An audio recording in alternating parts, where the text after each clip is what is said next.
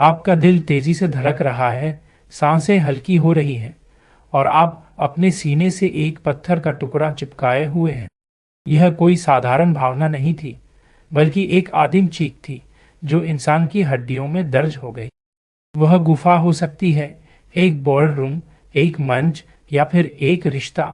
वह उस शांत आवाज को दबा देता है जो कहती है तुम कर सकते हो।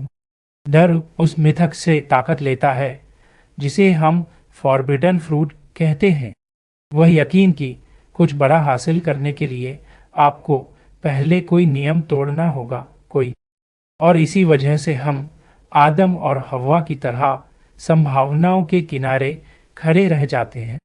हम उस एक कदम को उठाने से डरते हैं क्योंकि हमें लगता है कि अगर हमने वह कदम उठाया तो हमारे पूर्वज गुफाओं में इसीलिए नहीं छुपे रहते थे कि वे आलसी थे।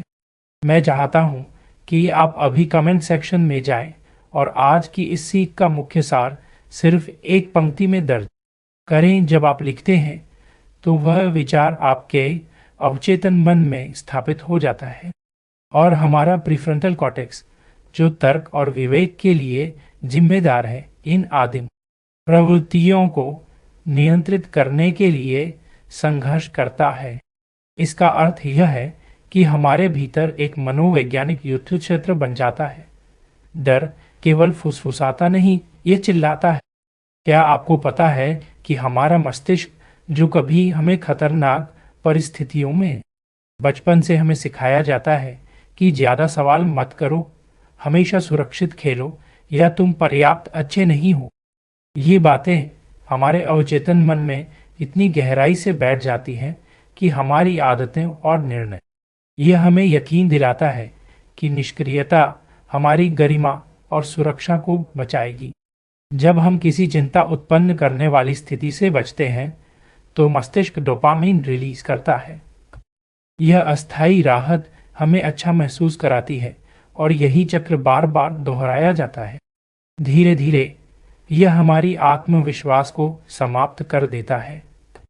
हमारी सोच इतनी सीमित हो जाती है कि हम अपने बनाए हुए सीमाओं को ही वास्तविकता मानने लगते हैं। यह इस बात का प्रतिबिंब है कि हम खुद को कैसे देखते हैं। जब हम असफलता से डरते हैं तो यह परिणाम के बारे में नहीं होता, और यहीं पर वह निषिद्ध फल वाली कहानी फिर से सामने आती है। हम खुद को यह विश्वास दिला लेते हैं कि जोखिम लेने से हम कुछ ऐसा खो देंगे जो कभी वापस नहीं आएगा। लेकिन असली नुकसान तो तब होता है जब हम उस फल का स्वाद ही नहीं चखते। फंसाव डर में नहीं है, फंसाव इस विश्वास में है कि डर ही हमारा एकमात्र मार्गदर्शक है। लेकिन सच्चाई यह है कि साहस का अर्थ डर की अनुपस्थिति नहीं है। साहस का अर्थ है डर के बावजूद कार्रवाई करना। पहला कदम है डर को दुश्मन की तरह नहीं, बल्कि एक संकेत की तरह देखना। यह आपके अवचेतन से आया हुआ एक कच्चा, अनफिल्टर्ड संदेश है कि आपकी जिंदगी में कुछ ऐसा है जो ध्यान मांग रहा है। डर का सामना करने से यह गायब नहीं होता, यह स्पष्टता में बदल जाता है। यह छोटा सा बदलाव आपके मस्तिष्क को पलायन की प्रवृत्ति से हटाकर जिज्ञासा की दिशा में मोड़ देता है। सुरक्षित है। कुछ महीनों में यह दोहराव आपके अमिगडाला की पकड़ को कमजोर कर देता है। सच्चाई यह है कि ये दोनों एक ही सिक्के के दो पहलू हैं। क्या आपको पता है कि डर को पूरी तरह समाप्त करना आवश्यक नहीं है? असली शक्ति तो डर के साथ जीने और उसे नियंत्रित करने में है। इस मानसिकता को अपनाने के लिए सबसे पहले अपनी वुल्नरेबिलिटी को स्वीकार करना सीखें, या फिर उस एक कार्य को करने का संकल्प लें जिसे आप वर्षों से टालते आ रहे हैं। चाहे वह कोई कठिन बातचीत हो, कोई अधूरा प्रोजेक्ट हो या कोई उलझा हुआ रिश्ता, वह तो केवल आपके मन का एक अस्थायी मेहमान है जिसे आप चाहें तो आमंत्रित कर सकते हैं या विदा कर, जहां आपके निर्णय घबराहट से नहीं बल्कि उद्देश्य से प्रेरित होते हैं।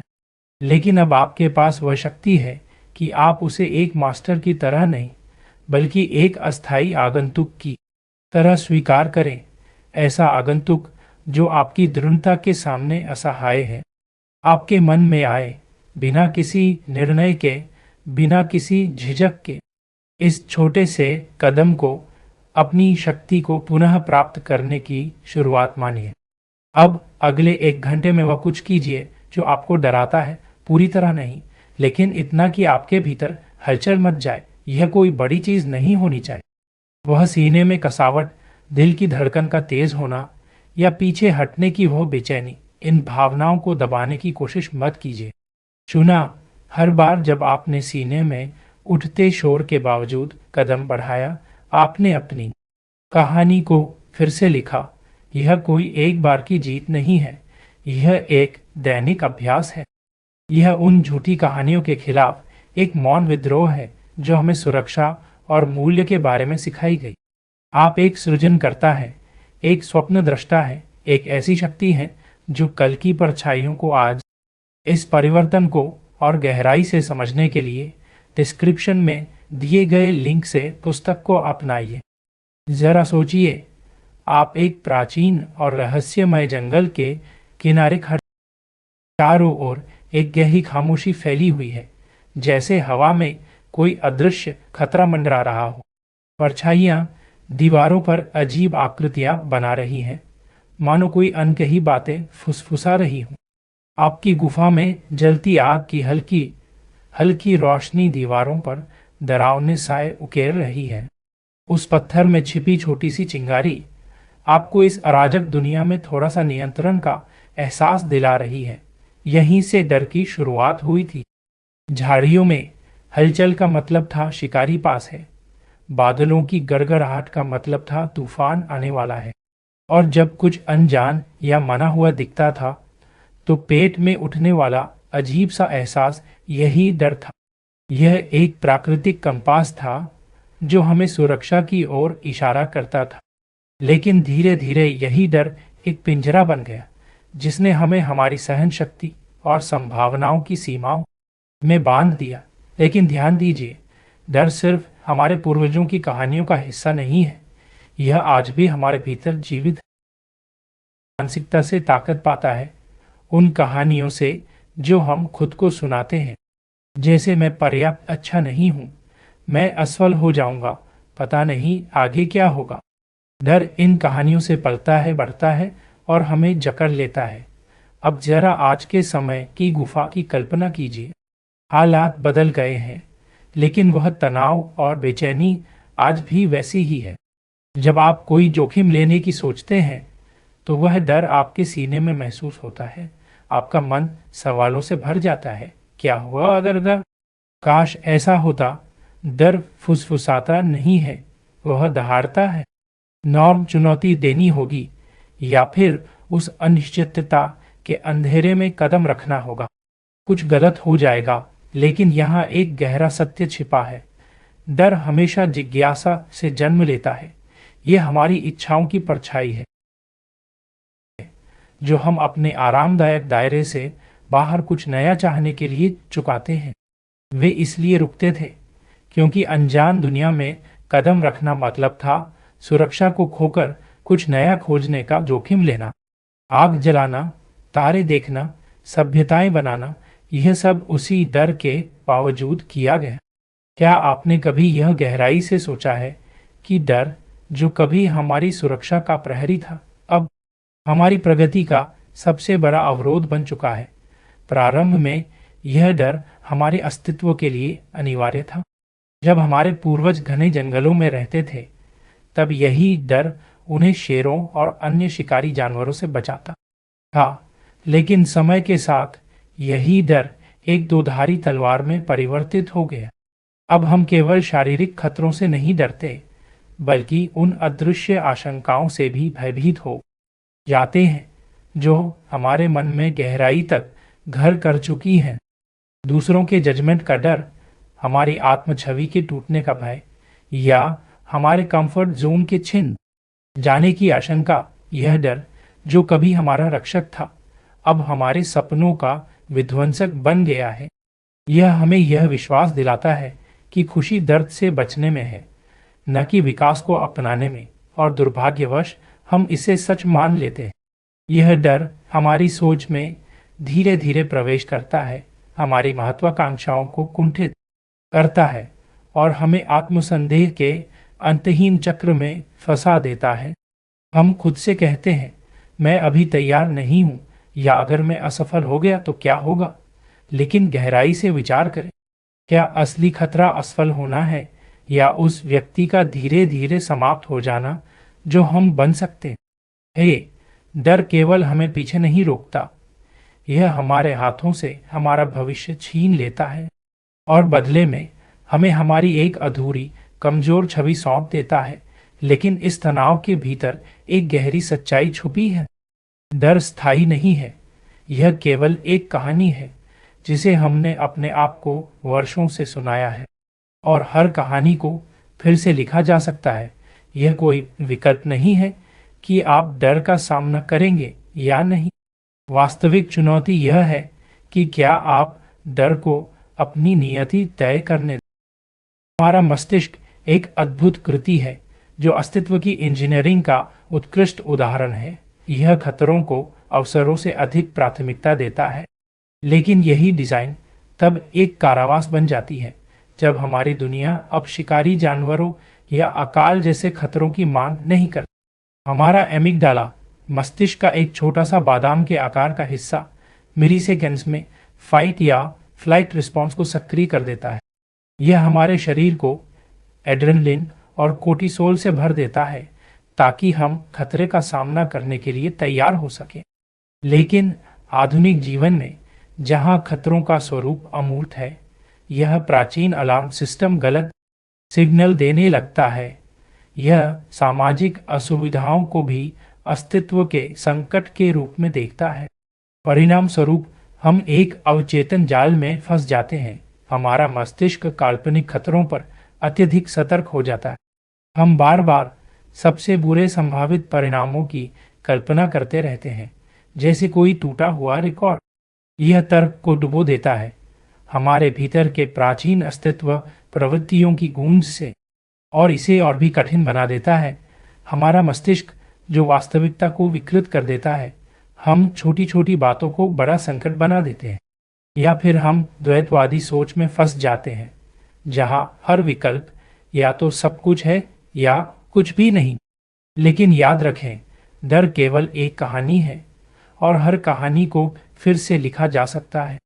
अगर यह विचार आपके भीतर गहराई तक उतरा है तो इसे अपने जीवन में आज से ही लागू करें, और इस चैनल को सब्सक्राइब करना ना भूलें, क्योंकि यहाँ हर शब्द आपके जीवन को बदलने की शक्ति रखता है, त्वरित निर्णय लेने में सहायता करता था।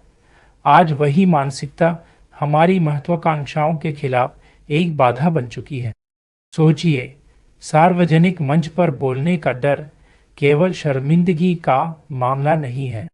यह आत्मसंदेह, सामाजिक तुलना और यह विश्वास कि एक गलती हमारी पूरी पहचान को परिभाषित कर देगी का एक जटिल जाल है। और यही वह जगह है जहां हमारी संस्कृति और बचपन की कंडीशनिंग का प्रभाव स्पष्ट रूप से दिखाई देता है। इन्हीं पर आधारित हो जाते हैं, भले ही उनका वास्तविक उद्देश्य कब का समाप्त हो चुका हो। डर की सबसे खतरनाक बात यह है कि यह खुद को सुरक्षा के रूप में प्रस्तुत करता है, लेकिन सच्चाई यह है कि यह परहेज एक बैसाखी बन जाता है। हम उसी पुराने परिचित आराम क्षेत्र से चिपके रहते हैं, भले ही वह हमारे सामर्थ्य को समाप्त कर रहा हो, क्योंकि नया रास्ता अपनाना हमें जोखिम भरा लगता है। यह एक विरोधाभास बन जाता है। जिस चीज से हम डरते हैं, जैसे असुविधा, असफलता और आलोचना, वही वास्तव में हमारे विकास का उत्प्रेरक है। लेकिन हम खुद को यह विश्वास दिला लेते हैं कि छोटा बने रहना अधिक सुरक्षित है, और हमारा मस्तिष्क इस परहेज को पुरस्कृत करता है। लेकिन असली सच्चाई यह है कि डर केवल बाहरी खतरों के बारे में नहीं है। यह उस कहानी के बारे में होता है जो हम खुद को सुनाते हैं कि अगर हम असफल हो गए तो हम कौन हैं। हम असफलता को अपनी पहचान से जोड़ लेते हैं और सोचते हैं कि एक गलती हमारी पूरी मूल्य को समाप्त कर देगी। कि हमें सुरक्षा और सफलता के बीच चयन करना होगा, जैसे ये दोनों एक दूसरे के विरोधी हों। जब आप लिखते हैं तो वह विचार आपके अवचेतन मन में स्थापित हो जाता है। इसे आज से ही अपने जीवन में उतारिए। क्या आपने कभी विचार किया है कि आपका भय वास्तव में आपको किससे सुरक्षित रखने का प्रयास कर रहा है? सबसे पहले इस भय की जड़ तक पहुंचने का प्रयास करें। स्वयं से पूछें, यह भय मुझे किससे बचाने का प्रयास कर रहा है? अक्सर इसका उत्तर हमारे पुराने अनुभवों, गहरे बैठी मान्यताओं या उस असंतुलन में छिपा होता है जो हम हैं और जो हम बनने की कोशिश कर रहे हैं। जब आप इस उत्तर को पहचान लें तो इसे किसी निष्कर्ष में बदलने के बजाय एक विचारशील प्रश्न में परिवर्तित करें। उदाहरण के लिए, मैं असफलता से क्यों डरता हूं के स्थान पर पूछें, यदि मैं असफलता से डरना छोड़ दूं तो मेरे जीवन में क्या परिवर्तन आएगा? धीरे धीरे यह अभ्यास आपके न्यूरल पाथवे को पुनः संरचित करता है और भय के स्वचालित प्रतिक्रिया को जिज्ञासा में बदल देता है। अब अगला कदम है अपने वर्तमान स्वरूप और उस स्वरूप के बीच एक पुल बनाना जो अनिश्चितता का सामना करते हुए सफलता प्राप्त करता है। भय स्थिरता पर फलता फूलता है, लेकिन जब आप किसी सार्थक लक्ष्य की ओर गति उत्पन्न करते हैं तो यह टिक नहीं पाता। इसका अर्थ है असुविधा को दुश्मन के रूप में नहीं, बल्कि एक सहयोगी के रूप में स्वीकार करना। छोटे छोटे कदमों से शुरुआत करें। यदि आपको सार्वजनिक रूप से बोलने का भय है तो पहले किसी भरोसेमंद व्यक्ति के साथ अपने विचार साझा करें। यदि करियर बदलना असंभव प्रतीत होता है तो एक छोटा कदम उठाएं, जैसे किसी नए क्षेत्र की जानकारी प्राप्त करना, एक कार्यशाला में भाग लेना या उस क्षेत्र के किसी विशेषज्ञ से संवाद करना। ये क्रियाएं पूर्णता के लिए नहीं, बल्कि प्रगति के लिए होती हैं। ये आपको वर्तमान में स्थिर करती हैं और धीरे धीरे आपको विकास की ओर प्रेरित करती हैं। यहाँ सबसे महत्वपूर्ण है निरंतरता। हर बार जब आप भय के बावजूद कोई कदम उठाते हैं तो आप अपने मस्तिष्क को एक संदेश भेजते हैं कि यह इसके आदिम चेतावनियों की जगह यह प्रमाण ले लेता है कि जोखिम को प्रबंधित किया जा सकता है और कभी-कभी स्वीकार भी किया जा सकता है। अंतिम परिवर्तन है इस मिथक को तोड़ना कि भय और साहस एक दूसरे के विरोधी हैं। दोनों किसी मूल्यवान चीज की रक्षा करने का प्रयास करते हैं। साहस का अर्थ भय की अनुपस्थिति नहीं है। इसका अर्थ है यह निर्णय लेना कि आपके लिए क्या अधिक महत्वपूर्ण है, आपकी संभावनाएं, आपके सपने या आपके रिश्ते, बनाम वह आराम जो निष्क्रियता से आता है। किसी ऐसे व्यक्ति के साथ अपना व्यक्तिगत संघर्ष साझा करें जिस पर आप गहरा विश्वास करते हैं। हर साहसिक कदम आपके भीतर एक नई दृढ़ता का निर्माण करता है। यह सिद्ध करता है कि डर आपको परिभाषित नहीं करता सकते हैं। यह यात्रा धैर्य मांगती है, लेकिन इसका प्रतिफल गहरा है। एक ऐसी स्वतंत्र जीवन शैली जो क्या होगा अगर के बोझ से मुक्त है।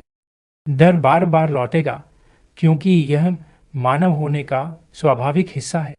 आज रात आपके पास यह सामर्थ्य है कि आप डर की पकड़ को तोड़ना शुरू करें। इसे मिटाने की कोशिश नहीं करनी है, बल्कि इसके साथ अपने संबंध को बदलना है। एक छोटा सा कदम उठाइए, एक कागज और कलम उठाइए या अपने फोन पर एक खाली दस्तावेज खोलिए और वह पहला डर लिखिए जो वही डर है जिसे आप वर्षों से नजरअंदाज कर रहे हैं, या फिर कोई छोटा सा संदेह जो आपके भीतर स्थिरता की तरह अटका हुआ है। इसे खोलकर बहने दीजिए। इसे एक स्वीकारोक्ति की तरह नहीं, बल्कि समझने के निमंत्रण की तरह लीजिए। खुद से पूछिए, यह डर मुझे किससे बचा रहा है?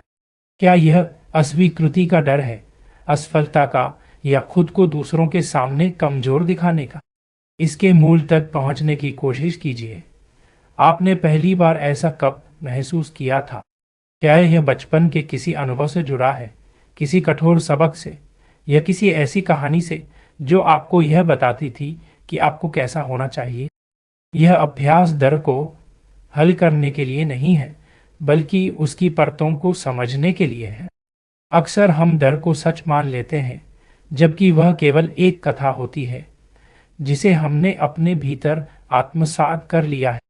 इसे लिखकर आप इसे बाहरी रूप देते हैं, जिससे यह कम भयावह और अधिक प्रबंधनीय बनता है।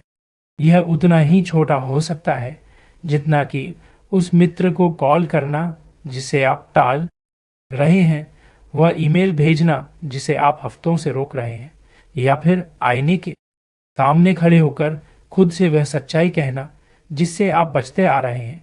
यहाँ लक्ष्य पूर्णता नहीं है, बल्कि जागरूकता है। क्या आपने कभी गौर किया है कि भय के सामने आपका शरीर किस प्रकार प्रतिक्रिया करता है? इन्हें वैसे ही आने दीजिए जैसे आसमान में बादल आते हैं और चले जाते हैं। अब धीरे धीरे अपने ध्यान को उस कारण पर केंद्रित कीजिए जिसने आपको इस कार्य को चुनने के लिए प्रेरित किया। सोचिए, इस क्षण में ऐसा क्या है जो इसे इतना विशेष बनाता है। यदि आप इसे पूरा कर लें, भले ही यह पूर्ण न हो, तो क्या होगा? यह भय को हराने की बात नहीं है, यह स्वयं को यह सिद्ध करने की बात है कि आप भय को महसूस करते हुए भी आगे बढ़ सकते हैं। धीरे धीरे ये छोटे छोटे कदम आपके लिए प्रमाण बन जाते हैं कि भय आपको नियंत्रित नहीं करता। भय केवल एक परछाई है जो तब प्रकट होती है जब आप अनजान रास्तों पर रोशनी डालते हैं। ये कदम कोई जादुई समाधान नहीं है, ये तो बस एक शुरुआत है। याद रखिए, भय कोई दीवार नहीं है, यह एक दरवाजा है, और यह आप पर निर्भर करता है कि आप उसे खोलें, उसके पार जाएं और उसे पीछे छोड़ दें। आज रात बस एक गहरी सांस लीजिए, एक विचार कीजिए और एक साहसी कदम उठाइए। बाकी सब अपने आप घटित होगा। आप उस भय से परिभाषित नहीं हैं जो कभी आपको रोकता था। आप उस निर्णय से परिभाषित हैं जो आपने भय से ऊपर उठने के लिए लिया। हमने अब तक जो यात्रा तय की है, वह भय को मिटाने की नहीं है। यह उस अधिकार को पुनः प्राप्त करने की है जो आपको पूरी तरह जीने का हक देता है।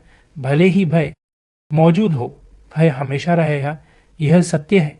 लेकिन अब वह आपकी जिंदगी की चाबी नहीं रखता, वह चाबी अब आपके पास है। हर बार जब आपने उस संदेह का सामना किया और पीछे हटने के बजाय जिज्ञासा को, हीन सच्चाई यह है कि भय ठहराव में पनपता है, लेकिन साहस क्रियाशीलता की मिट्टी में उगता है।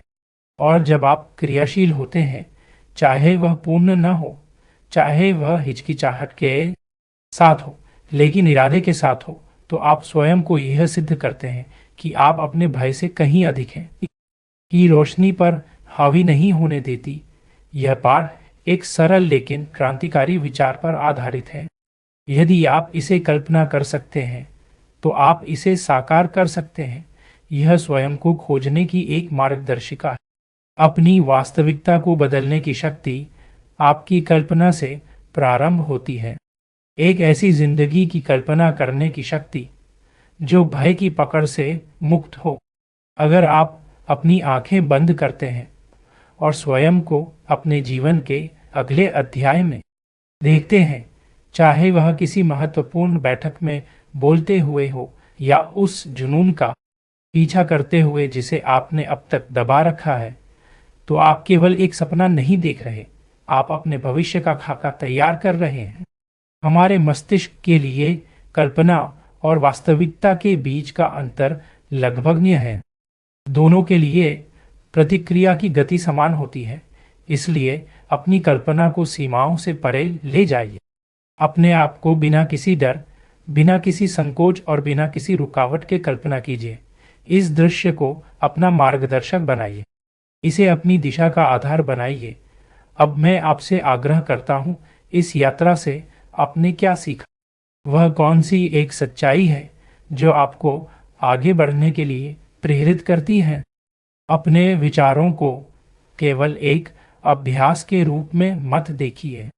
जब आप अपने टेकअवे को लिखते हैं, तो यह प्रक्रिया आपके अवचेतन मन में गहराई से स्थापित हो जाती है और आपके अगले कदम के लिए ऊर्जा का स्रोत बनती है।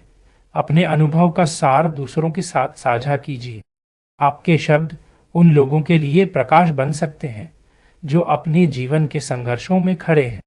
यह वीडियो हमारी आधिकारिक पुस्तक से प्रेरित है जो जटिल बौद्धिक विचारों को व्यावहारिक जीवन रणनीतियों में बदलने का मार्गदर्शन देती है। अगर आज के इस गहन अध्ययन ने आपको मूल्य प्रदान किया है तो इस वीडियो को लाइक करें, समान विचारधारा वाले खोजकर्ताओं के साथ साझा करें और चैनल को सब्सक्राइब करें ताकि आप हमारे अगले मास्टर क्लास कंटेंट से जुड़ सकें।